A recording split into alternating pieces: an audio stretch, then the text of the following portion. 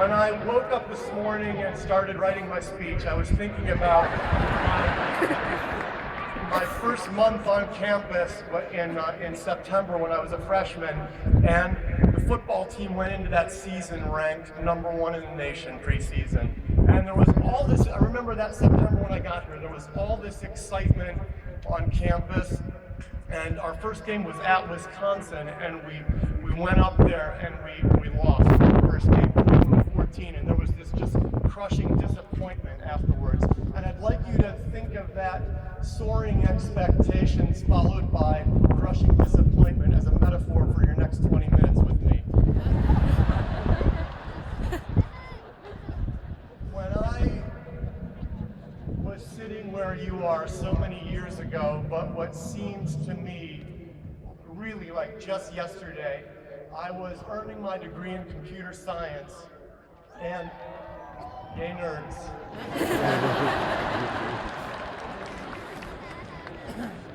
At the time, the CS department was in the School of Literature, Science, and the Arts, so I had to have a certain number of arts credits to graduate. And so my first semester senior year, I decided, well, I'll take an acting class because I'm just going to pander to the crowd. That's the kind of person.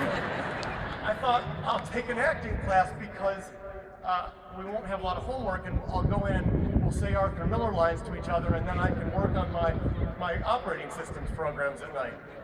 And I loved the class so much that my second semester senior year, I took another acting class, and in fact I started doing stand-up comedy, which I'd never done before, at the Michigan Union at the U Club. So that by the time I was sitting where you guys are today with my CS degree, I had offers from 3 technology companies to go work for them as a programmer, but I decided instead that what I would do is move to Chicago, try to get into the improv comedy group Second City, and go on from there to Saturday Night Live and Ultimate Fame and Glory. Now, in the Hollywood version of my story, what would happen is there would be about 3 minutes where I would move to Chicago and I would suffer mightily, probably at night or in the rain. There would be music in the background, and I would come home at night to a dog in a giant loft that I could somehow miraculously afford and fall asleep.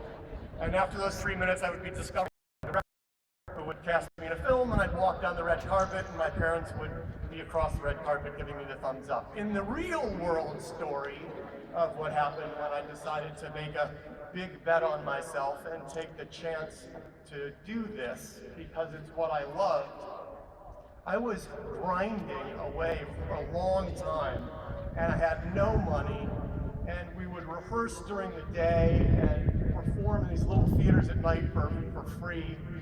And I was taking classes during the day at Second City as well, trying to learn improvisation.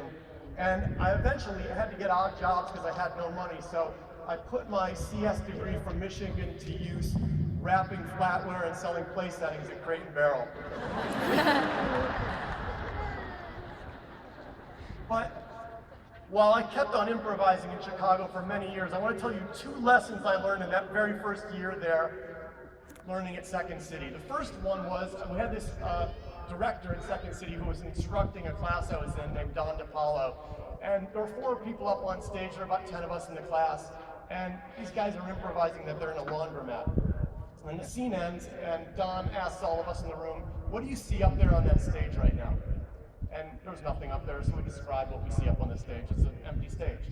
And Don says, so far today, you guys have improvised that you're in an apartment, a laundromat, and an apartment.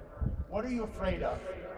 We all kind of looked at each other like, what do you mean, what are we afraid of? And he said, you need to make more courageous choices. The reason the stage is completely empty and doesn't have a set on it is so that you can go out there and be in the Keebler-Elf factory, or be on the space shuttle as an astronaut who's never even tried to fly a plane before.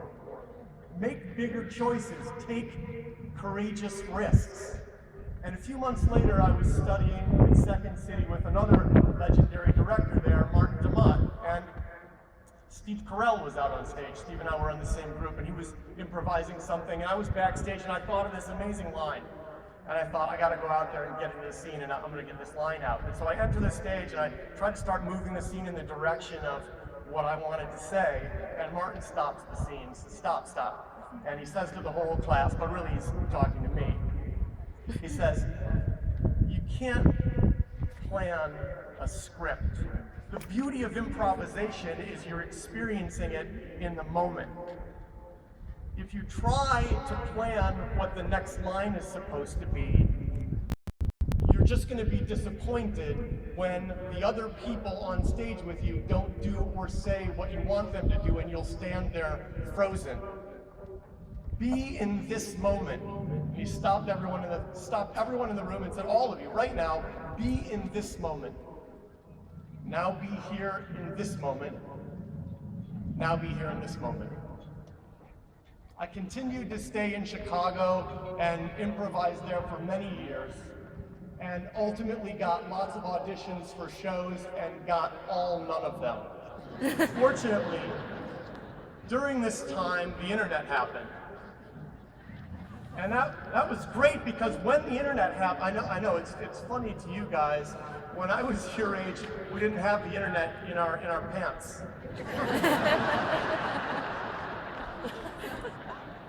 We didn't even have the internet not in our pants. That's how bad it was. I know it sounds like my grandfather right now. We didn't have teeth. There were no question marks. We just had words. What was I talking about? The internet. So I dove into the internet because I saw it as this extensible structure that had these amazing possibilities. And I created a sequence of companies over the course of the next 20 years that led me to Twitter. What do you want? If there's ever an example of the importance of making bold bets and focusing on what you love, it's Twitter. When Twitter co-founder Jack Dorsey talks about the origins of his thinking for the product, he talks about his fascination with maps. He talks about his ultimate fascination with dispatch systems as he studied maps and the more efficient way of getting things like taxis and ambulances to where they needed to go more quickly. And when he sent out his first tweet, just setting up the Twitter, he didn't plan for President Obama to declare victory on that platform in the 2012 election.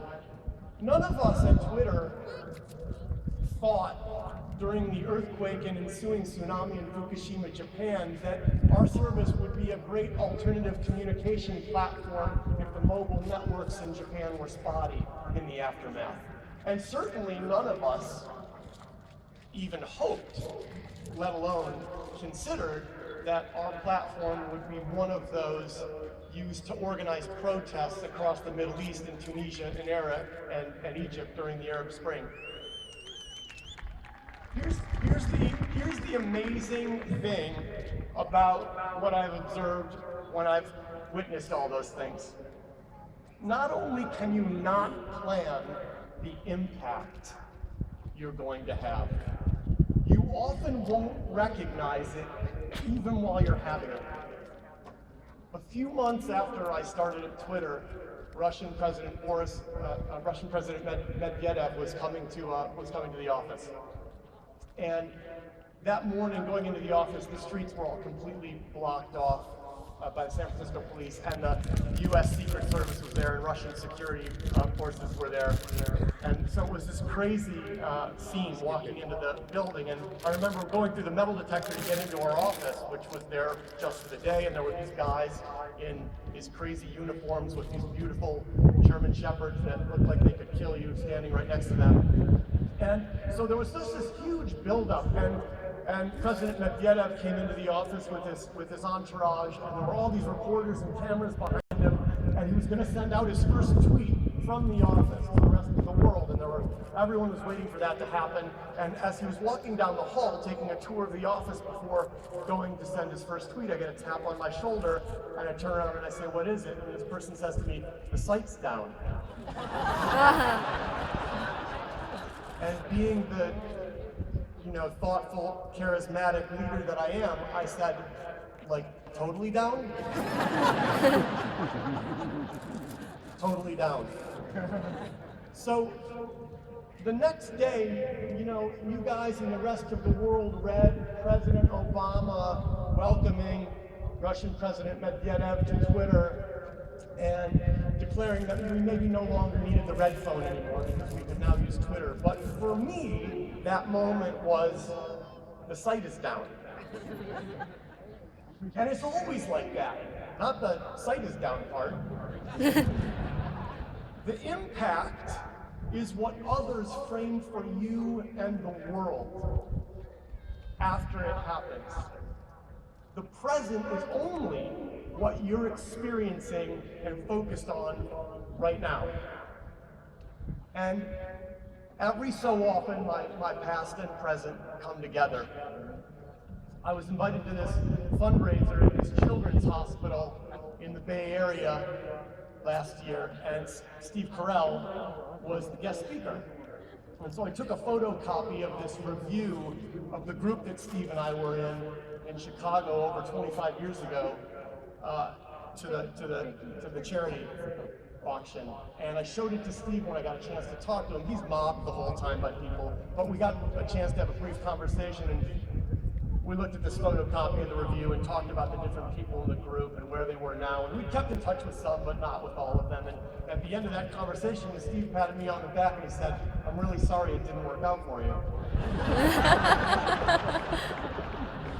You cannot draw that path looking forward. You cannot draw any of your paths looking forward. So you have to figure out what you love to do, what you have conviction about, and go do that.